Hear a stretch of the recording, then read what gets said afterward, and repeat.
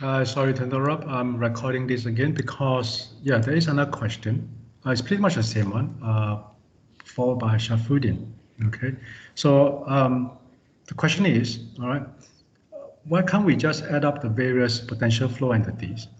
Again, for question 7 of the second tutorial, the one on potential flow theory.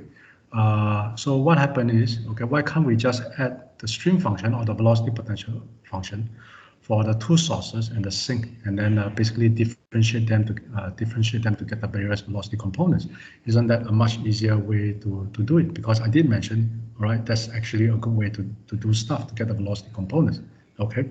Now the thing is, when you combine the flows, okay, you have to make sure that the coordinate systems are consistent.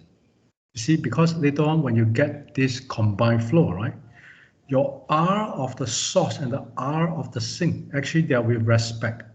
Right? Let's say, okay, your VR of a source is Q divided by 2 pi R. Remember that R is actually with respect to the source. Okay, when you combine them, right, you have to make sure that the R is respect to the with the what?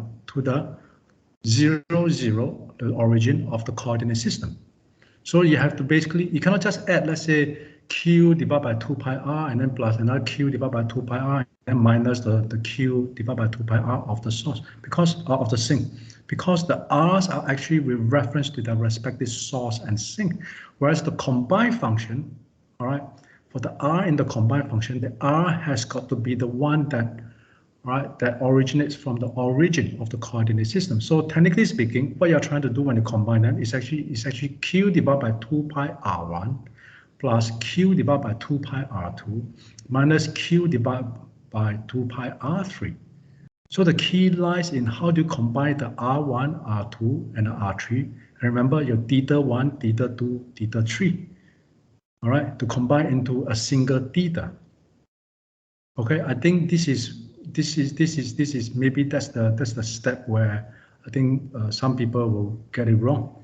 All right, okay, because if you look at how we derive the combined stream functions for a uniform flow past a source and a sink to get the ranking over, do you realize that we have to combine the R1, R2, right, as a single R, as a common R of the combined flow field? I'm not too sure whether you're able to wrap your head around what I've just said.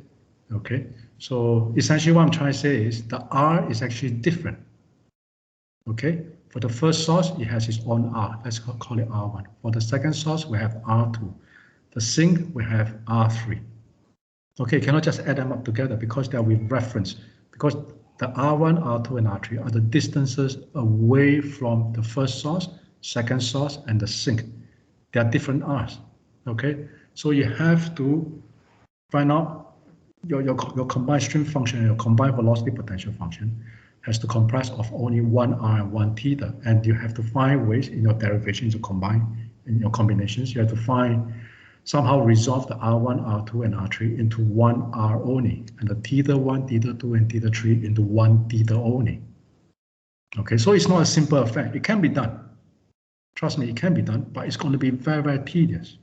So if you're able to do this combination correctly and you get the correct combined stream function and the correct velocity potential function, then yes, you will be able to get the answer. But if you think about it, realistically speaking, you know, at least from my personal point of view, is that, you know, given a finite amount of time, let's say half an hour, or even 15 minutes, okay, I don't think it's wise to try to derive everything. I think it's going to be tough. So a more efficient way will be to get the velocity components and basically add an all up in the x direction and the y direction. I think that's going to be much more efficient. Okay, so I hope that answers the question. But I think it's very valid of you, Shafuddin, to try to get a combined flow field. Right, it's admirable, but I think it may not be that wise for this particular question, where it can be done easier if we resolve into the various components. That's what I'm trying to say. Okay, so I hope that sort of like answers your question. Okay, your question is perfectly clear. All right, it's just that I think it's sort of like a compromise. Do we want to derive spend a lot of time to derive this very beautiful and elegant string function or velocity potential function? Or do you want to get this thing done, all right, more efficiently? Okay, all right, so yeah, there you go. Thanks very much for the question. I like it, I like it. All right.